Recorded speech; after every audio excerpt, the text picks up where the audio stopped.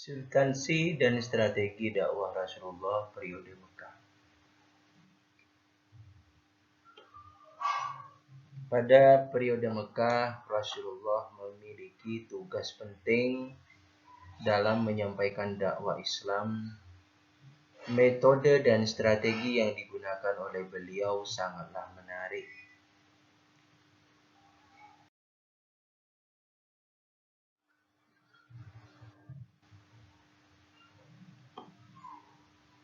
Bagaimana dengan pengertian dakwah?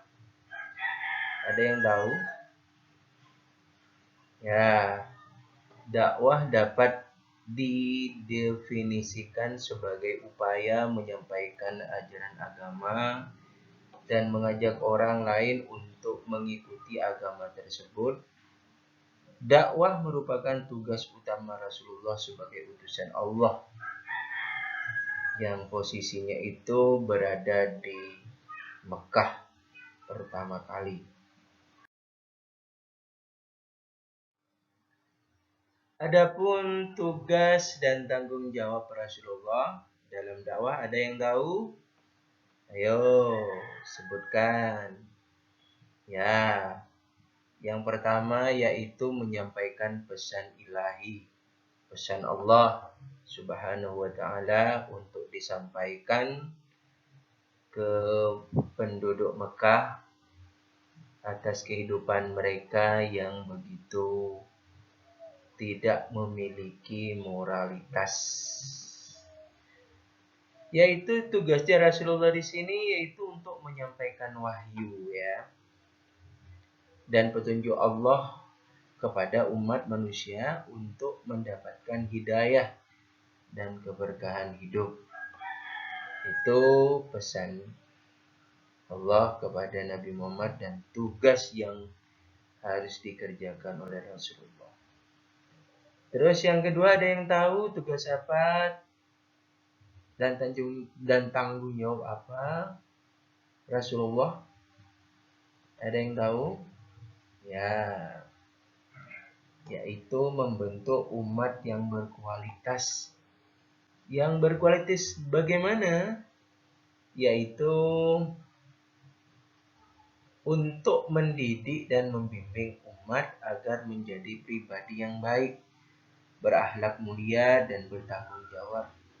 Kalian kan tahu di Makkah itu bagaimana penduduknya. Ya, mereka tidak mengenal tentang adab, baik itu adab yang baik atau yang buruk, karena kehidupan mereka selalu suka melakukan yang berbentuk negatif. Terus bagaimana tugas berikutnya, yaitu melawan kesesatan dan kejahatan. Melawan kesesatan dan kejahatan. Kesesatan di sini yaitu mereka tidak memiliki agama, punya agama tapi tidak bisa diaplikasikan karena mereka itu memiliki beberapa agama, ya. Inilah juga tugas Rasulullah untuk berjuang melawan kemusyrikan dan kezaliman yang ada pada masa Mekah dengan membimbing umat menuju jalan yang benar. Yaitu metode dan strategi dakwah Rasulullah di Mekah. Di sini ada yang tahu strategi apa yang dilakukan Rasulullah? Ayo. Ya, yang pertama yaitu dakwah sembunyi-sembunyi. Dalam bahasa Arabnya itu disebut sirri, ya. Bagaimana metodenya? Yaitu pada awal-awal dakwah di Mekah, Rasulullah itu melakukan dakwah secara rahasia dalam lingkaran terbatas untuk menjaga keamanan dan keberhasilan misi dakwah. Jadi Rasulullah itu cuman menghubungi sanak keluarga pada Rasulullah sendiri, ya. Itu pun dilakukan secara sembunyi-sembunyi, yaitu secara rahasia. Adapun pengikut pertamanya itu ada beberapa saudara yang kita sebut as-sabiqunal awwalun. Ya, itu ya. Terus yang kedua yaitu dakwah terang-terangan. Bagaimana dakwah terang-terangan di sini? Nah, karena sudah cukup pengikut yang lumayan banyak yang sebelumnya Rasulullah itu menggunakan dakwah sembunyi-sembunyi dan akhirnya dia berani untuk melakukan dakwah secara terang-terangan karena sudah ada petunjuk dari Allah untuk melakukan dakwah secara terang-terangan.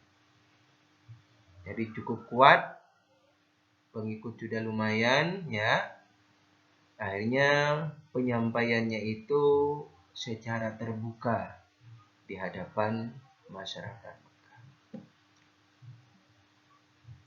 Di sini juga ada tarbiyah dan pembinaan. Intinya apa Rasulullah itu dihadirkan?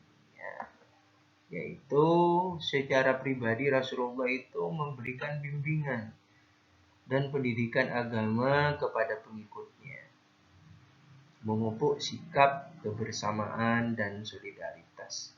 Karena kalian tahu ya, gimana para kabilah mereka memiliki suku-suku yang berbeda dan memiliki ketua-ketua berbeda. Siapa nama ketua di situ atau siapa ketua dari kabilah-kabilah itu? Ya, mereka sebut namanya syekh dari kabilah-kabilah tersebut. Nah, tantangan dan hambatan dalam dakwah periode Makkah. Ada yang tahu tidak tantangan dan hambatannya? Ya, yang pertama itu perlawanan dari orang Quraisy. Kalian tahu sebelumnya itu agama-agama yang ada di sana itu sudah menjadi darah daging. Apalagi mereka mengikuti nenek leluhur mereka, tetua mereka. Mereka memiliki agama yang notabene itu menyembah berhala dan segalanya yang berbentuk ya kalau kita sebutnya adalah syirik ya. Perlawanan yaitu terhadap orang Quraisy, beliau menghadapi penentangan, ancaman dan kekerasan dari musuh-musuhnya yang tidak mendukung dakwah Islam. Di sini juga peran aktif dari Abu Lahab pamannya sendiri yang menentang atas dakwah Rasulullah SAW dalam memberikan perbaikan agama kepada masyarakat Mekah. Tapi pamannya sendiri itu tidak mau ikut, malah menentangnya. Berikutnya tantangannya yaitu penderitaan dan penindasan. Rasulullah dan para sahabatnya menderita secara fisik dan emosional akibat penindasan yang dilakukan oleh penguasa Mekah. Karena penguasa Mekah, ada yang tahu penguasa Mekah itu siapa ya? Seperti tadi yang Ustaz bilang, yaitu para syekh daripada kabilah-kabilah yang ada di sana atau Quraisy. Ya. Terus berikutnya yaitu pelecehan dan penistaan. Demi melindungi agama dan keyakinan, Rasulullah itu dan pengikutnya menjadi korban pelecehan dan penistaan dari masyarakat yang tidak memahami Islam. Salah satunya juga dari awal yaitu yang kita kenal Umar bin Affan, Umar bin Khattab.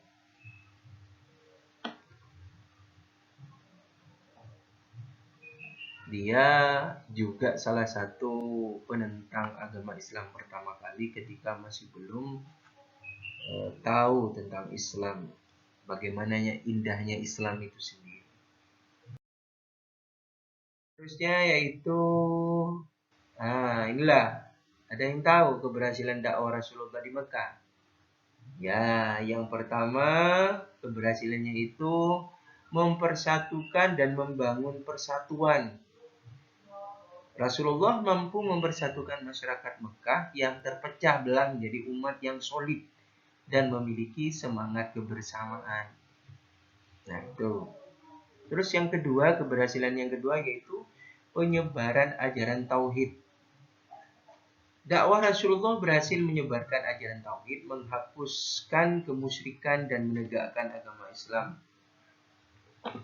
Berikutnya ada yang tahu yaitu pemberdayaan sosial di masyarakat Mekah.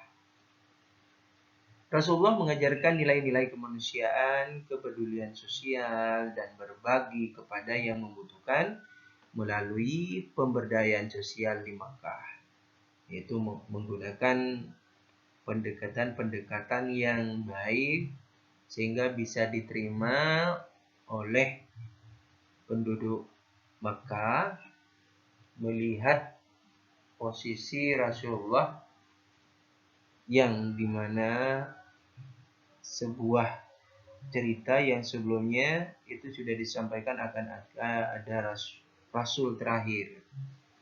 Ya.